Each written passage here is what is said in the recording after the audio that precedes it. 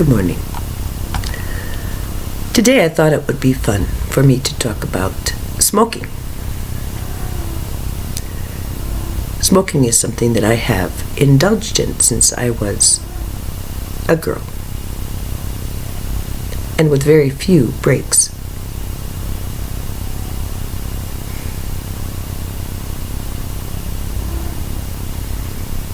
One of the people who helped me and who I fought against because it was appropriate was Bashar. Bashar has a lot to say. His energy feels much like Seth. It is a different choir singing, but it's helpful. He talks about smoking being something that is just a habit, like anything. It's done on a neurological imprint, a groove at a certain point. It becomes an automatic or physical thing, which is neither good nor bad, but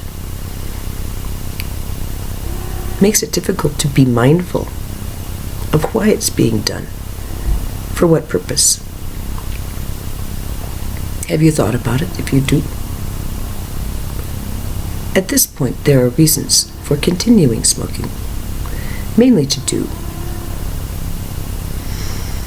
with rebelliousness, needing to be isolated, needing a connection with the Father, as evidenced in Enrique Boran's work.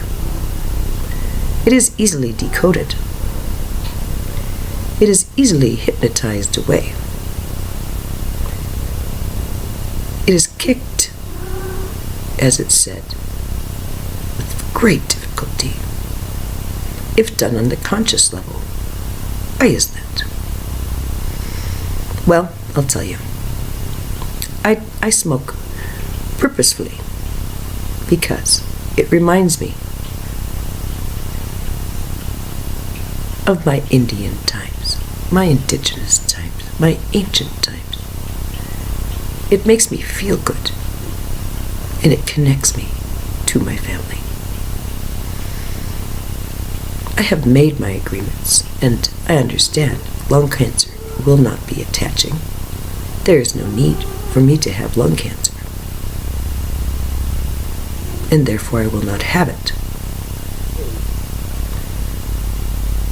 What it does for me is decreases the oxygen capacity of the lungs, dulls the thinking, and this is sometimes very, very nice. Bashar says we are different people, millisecond to millisecond, and he likens it to a current, perhaps, of switching on and off. With that explanation, he says, when you don't recognize a habit as yours anymore, then you no longer have to have that habit, of course. It's making sure, I think, excuse me, that all parts, all times, are in agreement. And so it's helpful to know why you're doing it. With illnesses as well, looking at how this thing is helping you is often helpful. How is my hip hurting? How is that helping me? Boran talks about how the body will act as a repository of energy that is conflicted and misunderstood. And it comes out as disease. And these conflicts and these misunderstandings are quite deep, but they are conscious. That's the punchline. To think that we have something riding around with us that is secret and off limits, which moves our behavior in ways we don't like. Well, doesn't that hearken to a mindset of being done to, of needing to petition a God for approval and forgiveness?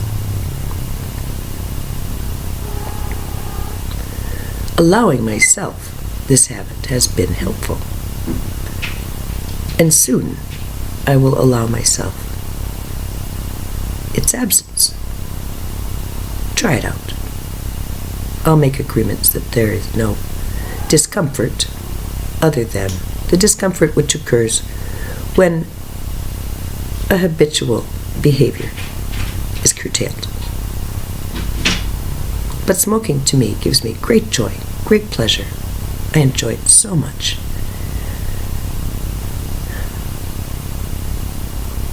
In conclusion, I do believe the best way for us to change gradually, if we choose to, which I think is very gentle and good, is to, rather than isolate the thing that we hate and want to get rid of, to find a way to love it first. If that isn't possible, that's fine. It's understandable. However, the addition of things that we know are good for us can help. When the diet is poor, why take it away? Why not add health to it? Slowly, gradually. Perhaps just having an apple a day, if no fruit is ever eaten. Perhaps adding something that would be helpful to you, that you know is helpful. The distress comes when we knowingly go against our highest good. Oftentimes we think that such things as smoking and drinking are doing that, and that is a fundamental misunderstanding. It is purposeful behavior, and it is fine. It is not to be hated. It is to be understood as friend. Be easy on yourself today with the things that you judge as being inappropriate, that you do to yourself. Give kindness to yourself. This helps break a habit faster than anything. Appreciation of self leads to a disinterest in self-harm. And with that I conclude, sending you my love and wishing you peace today. Thank you.